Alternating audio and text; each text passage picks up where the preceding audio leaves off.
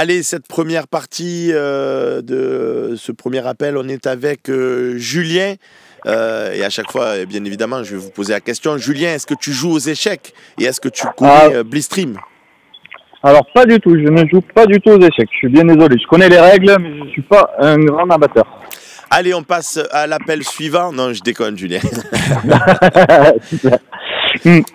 Alors, juste comme ça, mon pseudo, c'est Oseb Mouille-toi.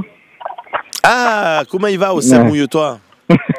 Très très bien. Tu vois, je suis prof, je suis avec mes élèves qui sont en TP, donc c'est très bien, j'en profite pour t'écouter. Ouais, nous, on ne dira rien, hein, pas de souci. Ouais. Qu'est-ce que tu voulais nous dire, Seb Mouille-toi? Sur un petit débat, je trouve notre équipe un peu naïve. En fait, ce match contre Reims, je me pose la question, comment ça se fait que l'équipe d'en face se retrouve pas avec des cartons? Pourquoi Neil Maupay n'est pas capable d'aller un peu mettre des coups d'épaule, simuler, foutre un peu gentiment le bordel dans la défense pour qu'il y ait des cartons et qu'il soit obligé de défendre un peu différemment. Je vois plein d'équipes qui sont capables comme ça de un peu truquer les matchs quand on est sur des positions fermées et nous on sait jamais le faire ça. Ouais, mais le problème de l'arbitrage, Seb, c'est que en fonction des arbitres, ça change du tout au tout. Moi, j'ai vu un match hier entre Everton et Liverpool. Il y a un attentat, un tacle par derrière. Le mec a failli casser la jambe à un joueur de Liverpool et il prend un jaune. Comment il peut ne pas prendre un rouge? Je veux dire, c'est par derrière. On voit la jambe du joueur de Liverpool qui limite se plie, presque elle casse et tout sous l'intensité du tacle. Et c'est un jaune. Si ça c'est jaune au foot, tout est permis. Alors je veux bien que le joueur joue le ballon, mais quand on revoit le geste d'Amin Harit face à Marquinhos, il soulève juste le pied, il lui touche un petit peu la poitrine, il y a une petite trace rouge comme quoi les trappes. Et l'arbitre a dit l'intégrité physique du joueur. Et qui lui met un rouge, alors que là il a arraché, il n'y a rien eu. Tu peux pas lutter. Donc c'est en fonction des arbitres, en fonction de tout un tas de paramètres, Seb. Je vois bien ce que tu veux dire. Le débat, moi, c'est plutôt traîner un peu les arbitres à mettre des doubles jaunes. Ouais, mais c'est on n'a pas ce type de jeu. Gauche là qui a mis un plaquage à Greenwood. Je pense qu'il défend pas pareil la deuxième fois s'il a déjà un jaune.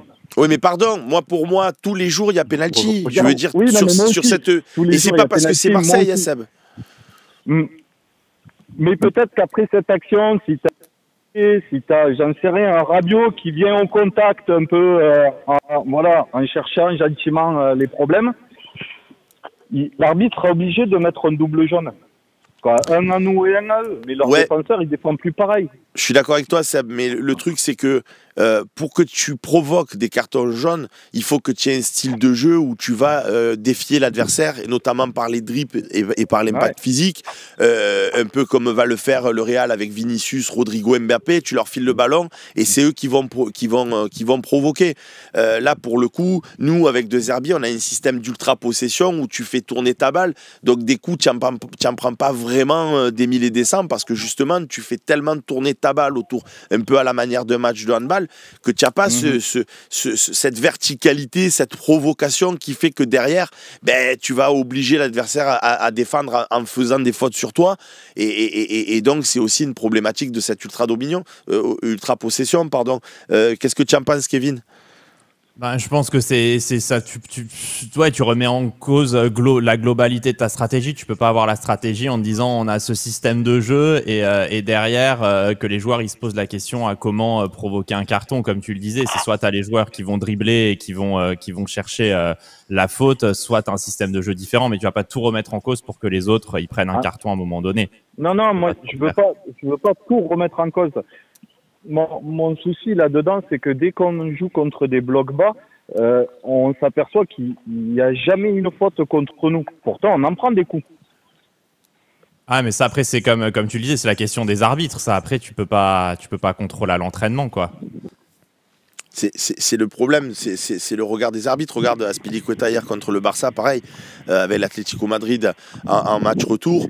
en demi, il fait une faute, pour moi c'est rouge direct, quoi. Je veux dire, sur Rafinha, et au final le mec en plus c'est fou parce que la VAR rappelle cet arbitre, il va voir les images, tu vois clairement que Azpilicueta, c'est dur ce qu'il fait, quoi. C'est dur, pourtant j'adore Aspi en plus, qui est un super mec. J'avais adoré son passage, humainement c'est quelqu'un de super, mais là sur la faute, bon, voilà, il y a rouge, et l'arbitre vient et il dit il n'y a rien. C'est trop. En fonction des arbitres, c'est tellement trop de voir, des fois ça marche, des fois ça marche pas, des fois t'as jaune, des fois t'as rouge, des fois c'est incroyable. On a quelqu'un sur YouTube qui disait oui, c'est ça, Titoine leader 2, le problème à l'OM est toujours de se voiler la face sur tous les véritables problèmes internes. Ce club n'a aucune base solide et sereine pour réussir. Mais pardon Titoine leader 2, pardon de te dire que si à un moment donné, quand tu as quelqu'un qui s'appelle McCourt, qui est là solide depuis des années, qu'il a mis un président qui s'appelle Longoria, on n'aime pas, il a des défauts, il n'a pas que des qualités. On a un directeur sportif qui s'appelle Mehdi Benatia, et que les supporters, dont je fais partie, même si je suis aussi journaliste, demandent à corps et à cri, dès qu'il y a 2 défaites, 3 défaites, allez, De Zerbi, casse-toi, Longoria, casse-toi, Benatia, casse-toi, et après vous dites il n'y a aucune stabilité. Mais où, la nôtre de stabilité en tant que supporter, notre patience, notre tranquillité d'esprit, elle est où? Évidemment que je suis le premier énervé quand l'OM y perd, évidemment que j'ai envie d'insulter tout le monde, de demander le départ de tout le monde, mais après je réfléchis, je me raisonne et je me dis, est-ce que Longoria, quand on a eu d'autres présidents de l'Olympique de Marseille, c'est pas mieux? Et je me dis, ouais, c'est pas faux en vérité. Est-ce que Benatia, c'est pas un meilleur directeur sportif que d'autres directeurs sportifs qu'on a eu? Et je ne dirais pas des noms. Oui, c'est mieux aussi. Est-ce que De Zerbi, c'est pas mieux que les coachs qu'on a eu l'année dernière?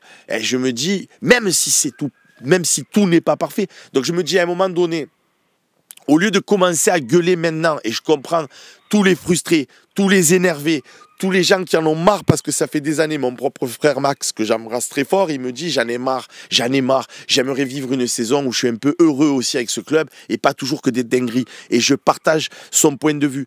Mais moi je me dis, j'attends de voir le match contre Toulouse, j'attends de voir le match contre Monaco, et si à la fin de la saison on n'est pas dans les 3 premiers, au pire aller dans les 4, je commencerai à sortir le bazooka et à tirer sur tout le monde.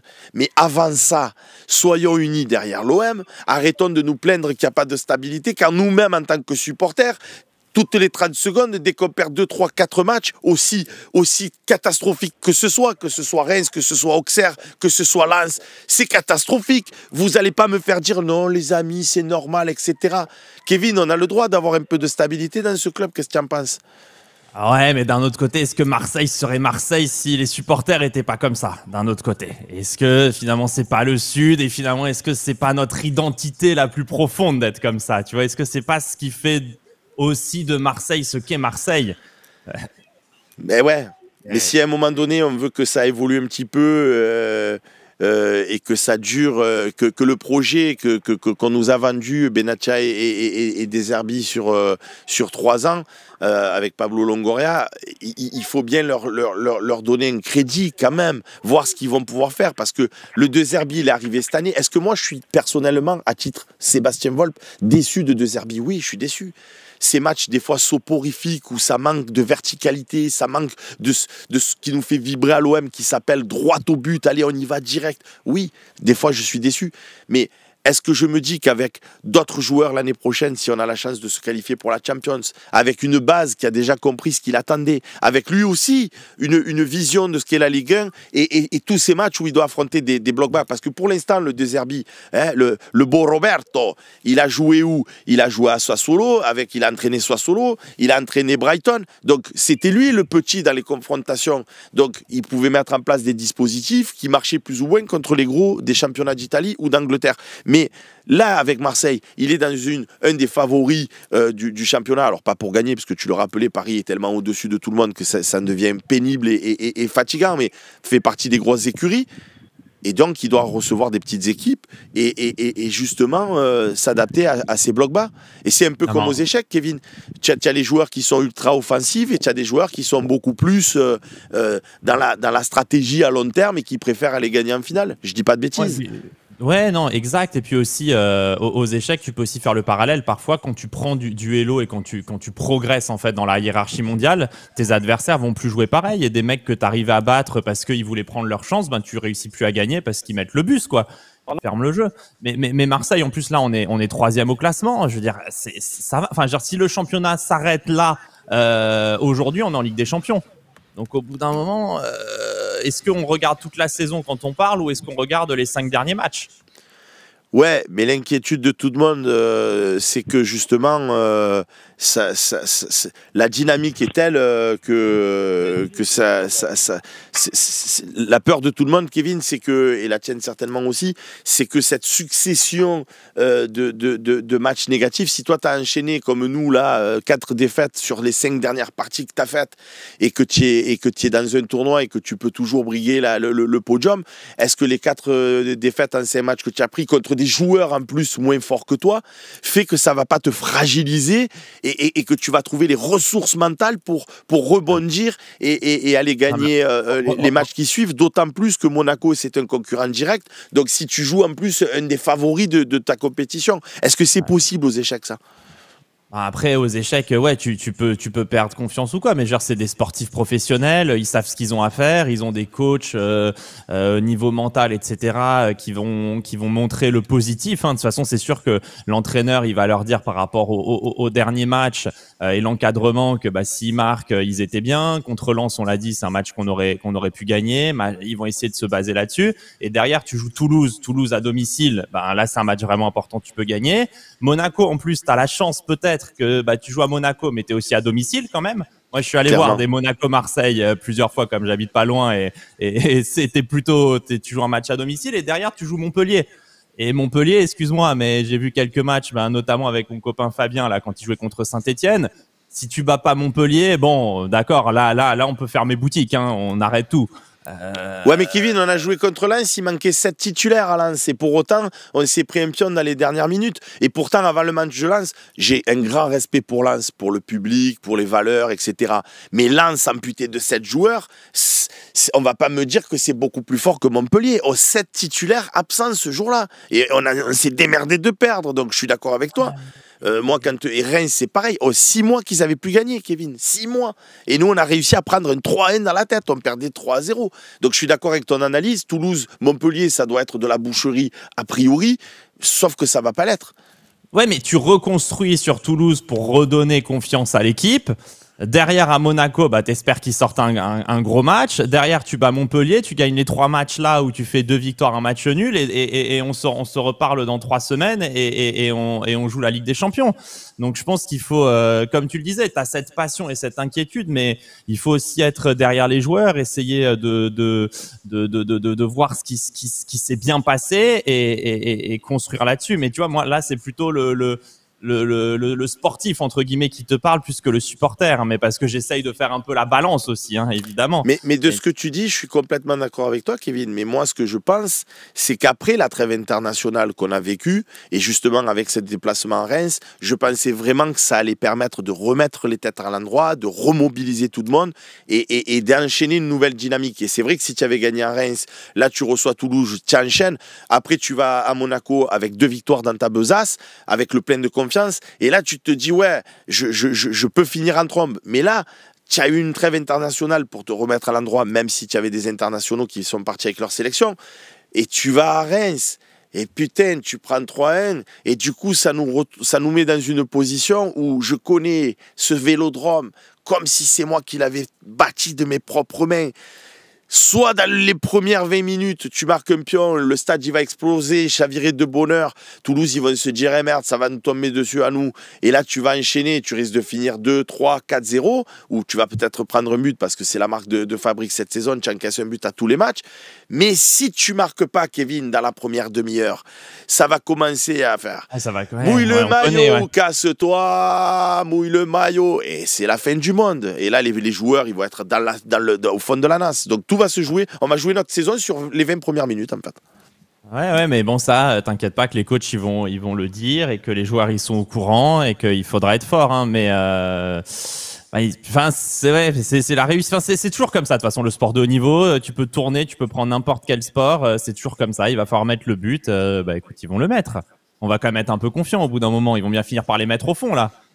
Mais Inch'Allah, comme il disait, et comme on dit, si Dieu le veut, moi je demande pas plus parce que franchement ça serait tellement bien qu'on arrive à finir cette saison sur le podium et qu'on puisse justement garder les Holberg, les Rabiot, les Roulis et qu'on puisse bâtir une équipe autour de joueurs qui ont déjà connu une saison avec De Zerbi, que lui-même sache l'année prochaine comment aborder ces blocs bas et mettre en place d'autres dispositifs tactiques pour qu'on soit plus performant tout le long de la saison. Donc oui, moi j'espère qu'on va avoir une continuité et qu'on ne va pas encore une fois tout balayer et repartir, quoi.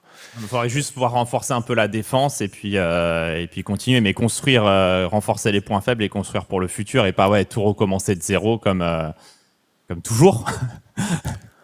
Nouveau GN qui nous dit ça nous fera monter des lots comme ça. Phoenix qui nous dit Kevin, tu conseilles de bosser quelle défense avec les Noirs quand on est 900 Elo? Allez, on va se faire des petites questions échecs là dans les quelques minutes qui nous restent. 900 Elo avec les Noirs. Écoute, moi j'aime bien la Caro-Kann ou la Scandinave. Mais après, c'est aussi une question de goût et surtout pas trop s'embêter sur les ouvertures. Si tu connais les 4-5 premiers coups, ça suffit. Surtout travailler le jeu tactique au début.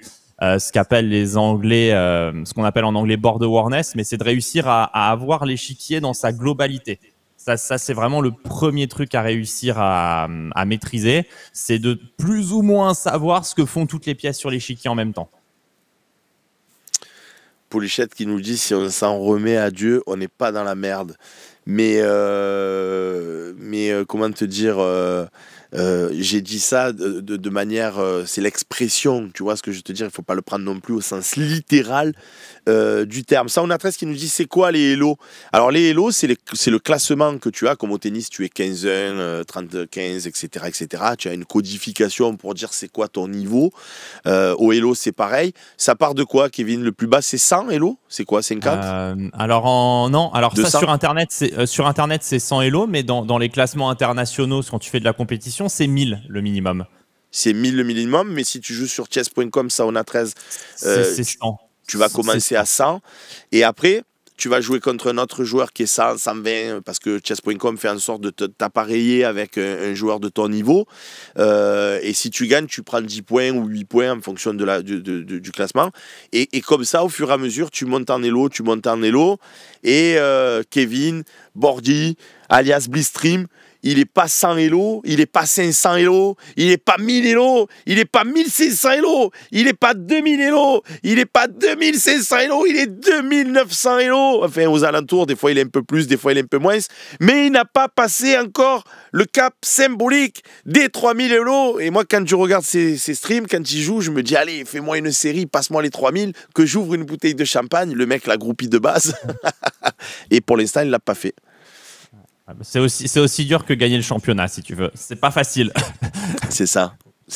Combien il y en a qui sont au-dessus de 3000 Elo sur chess.com pour avoir... Je pense en gros, ça doit représenter 300-400 personnes qui passent régulièrement au-dessus, quoi. Tu vois, qui varient. Il y en a peut-être pas 300 en ce moment qui sont au-dessus, mais qui y arrivent et puis qui redescendent et qui remontent. Ouais, 300-400. Mais 300-400 dans le monde, on est bien d'accord. Hein, on parle pas de la France. Dans le monde. Non, dans le monde, ouais. Et donc 300-400 dans le monde, ça veut dire que, puisqu'il y a tous les joueurs, les meilleurs mondiaux qui jouent sur Chess.com, ça veut dire que, est-ce qu'on peut dire quelque part que tu fais partie du top 500, quoi? C'est le jour où tu franchis ce palier. Non, le jour où tu franchis le palier, oui, mais il faut encore le franchir. Et puis bon, c'est un truc très spécifique, hein, attention, tu vois, je le dis souvent, mais tu vois, ça reste quelque chose de très spécialisé. Les échecs en blitz sur Internet, c'est une manière de jouer aux échecs, hein, évidemment, mais quand même, il faut remettre un peu les choses à leur place. L'église au milieu du village, les gens qui jouent vraiment à fond aux échecs, qui jouent en cadence longue ou rapide en réel, Là, le blitz, c'est quelque chose qui, à mon grand regret d'ailleurs, depuis que je suis minot là encore, est quand même moins, on va dire, respecté par les joueurs, et généralement les plus forts, ils se concentrent sur des cadences plus longues. Tu joues toujours en live, on nous demande? Écoute, ça fait bien longtemps que non. Les dernières parties que j'avais jouées en live, c'était en 2019. Mais j'ai arrêté la compétition en 2005, donc quand j'avais 18 ans. Et on en parlait un petit peu avant. Moi, je déteste vraiment la défaite. Et donc, si je vais jouer, je dois faire la préparation et avoir les armes qui me conviennent pour y aller. Et comme j'ai pas envie de faire ce travail de fond, un peu comme un entraînement de professionnel, si tu veux, ça m'amuse pas d'aller jouer pour aller me faire défoncer, quoi. Voilà, parce que pour tout ce qui nous regarde et qui, encore une fois, ne sont pas forcément férus ni amateurs d'échecs, sachez que quand on joue aux échecs, si vous n'avez pas travaillé une ouverture spécifique parce que vous savez que vous allez jouer contre tel joueur ou tel joueur, donc vous regardez dans la base de données qu'est-ce qu'il joue en général comme ouverture. Ah, lui, c'est plutôt un joueur de Scandi ou c'est plutôt un joueur de Caro-Kann. Enfin, là, je parle avec les Noirs où il va faire une écossaise, où il va faire un gambit-dame, bon, peu importe l'ouverture. Et là, vous vous dites, ok, donc lui, c'est principalement un joueur comme moi, par exemple, du système de Londres. Donc, vous allez travailler des coups en vous disant, s'il fait ça, je fais ça, s'il fait ça, je fais ça. Parce que justement, aujourd'hui, les échecs en partie longue se préparent énormément à l'avance avec les ordinateurs pour anticiper le maximum de coups, pour retenir le maximum de schémas et pour faire se rapprocher le plus de ce que ferait un ordinateur. C'est ça, Kevin? C'est exactement ça. Et donc, si tu passes pas des centaines d'heures à te préparer, ton niveau de jeu va être moindre, hein, bien évidemment, puisque tu seras en retard. C'est vraiment comme une préparation physique, quoi. L'équivalent. Et donc, si y a des gens, si tu veux, qui réussissent et j'aimerais bien être comme ça, mais qui réussissent à aller jouer juste en loisir, à s'amuser, et puis s'ils perdent, ils perdent. Mais moi, j'ai eu la chance ou la malchance d'avoir des entraîneurs qui venaient d'Union soviétique, et on nous a pas appris les choses comme ça. On nous a pas appris que perdre, c'était pas grave, en fait. Et, oui. Et donc, et comme on nous a appris que c'était grave, si tu fais pas le travail pour bien jouer, autant pas jouer, quoi. C'est clair, c'est clair. Eh bien, écoute, c'est 11h58, l'émission touche à sa fin. Ça a été vraiment un kiff pour moi de te recevoir dans cette émission et de parler de l'OM. C'est quoi l'actualité de Kevin Bordy de Blitzstream là, sur les prochains mois? Écoute, là, dans 10 jours, j'organise un tournoi à Paris, un gros tournoi avec 300 joueurs. Donc ça, ce sera mi-avril. Et après, aux échecs, on a la saison qui va reprendre à partir de fin avril, les grandes chess tours. Et puis après, on a toute une saison qui commence. Je suis assez ami avec le numéro 2 français, Maxime Vachier-Lagrave, que certains connaissent peut-être, MVL. Et donc, je vais mettre mon deuxième maillot de supporter, ou peut-être le premier, du coup, comme on est très potes. Mais du coup, je vais suivre la saison de Maxime, analyser ses parties, etc. Et j'ai vraiment hâte parce que il a la trentaine, il approche de la mi-trentaine et bon, il y a des chances pour se qualifier au tournoi qui mène au championnat du monde. Donc, je vais espérer fort qu'il ait des bons résultats. Et c'est toujours la crise aussi pour les supporters d'échecs. Dès qu'il perd deux parties, c'est pareil, hein, c'est les mêmes débats. Il est finito, il est machin, il faut qu'il arrête, nanani, nanana. Après, il regagne 2 parties et il est au sommet du gratin mondial. Il y a Julien qui nous dit à quand un coaching de Seb en live. Laisse-moi encore travailler, laisse-moi encore progresser et on en reparlera un jour de me voir coacher sur une session en live par Kevin. Écoute, je sais que tu vas être pas mal occupé, mais l'année prochaine, je te réinviterai avec grand plaisir pour pourquoi pas débriefer et la Champions League et le parcours de l'OM en championnat, et puis on se fera un match au stade Vélodrome comme je te l'ai proposé. Merci Avec encore plaisir. beaucoup. En espérant un match de Ligue des Champions, du coup. Ben ouais, ça voudrait dire qu'on est arrivé à nos objectifs. Oui, c'est pour ça que je te dis ça. En espérant qu'on puisse parler Ligue des Champions, c'est ça le truc. Exactement. Si on parle Europa League ou Conference League, c'est quand même dommage. Ça serait dommage. Tu me diras que maintenant, avec le nouveau système, si on était malheureusement en Europa League ou encore plus malheureusement en Conference League, vu qu'il n'y a plus les reversés des autres compétitions, pour le coup, quand tu t'y alignes, tu as une vraie chance de pouvoir aller au bout et de gagner la compétition. Mais bon, moi, je resterai toujours de ceux qui disent, même si tu peux pas la gagner aujourd'hui, je préfère un beau parcours en Champions que de me dire... j'aime pas, moi, pour moi, les Coupes d'Europe, que ce soit l'Europa League ou la Conference League, dans ma tête, et ma tête, c'est la mienne, je l'impose à personne, ça ressemble à la D2 ou à la Ligue 2 et la Nationale. Tu vois, quand tu gagnes, c'est bien, mais bon. Non, pour moi, il vaut mieux gagner la Ligue 1 que gagner la Conference League, par exemple. Enfin, c'est même pas... Oui, non, mais c'est ça. Mais après, il y en a qui te disent, et je les respecte et je les comprends, vous racontez n'importe quoi, c'est un trophée européen, il y a quand même une notion de prestige. Ah oui, non, mais alors attends, moi je vais te faire une compétition européenne avec que des Ligue 2 ou des nationales, et puis je vais te dire derrière que c'est un titre. Oui, bon, non, mais c'est un titre, c'est le titre de ceux qui pouvaient pas participer au truc qui était bien. Donc c'est le titre ouais, non, mais... C'est ce que je dis souvent. Alors après, attention, s'il y a victoire en Europa League ou en Conference League, ça sera quand même toujours rappelé que c'est un titre européen que le PSG n'a pas. Ça, c'est quand même important aussi. Mais c'est que pour chambrer. C'est que pour chambrer. La vérité, c'est que c'est pas le cas. C'est ça. C'est exactement ça.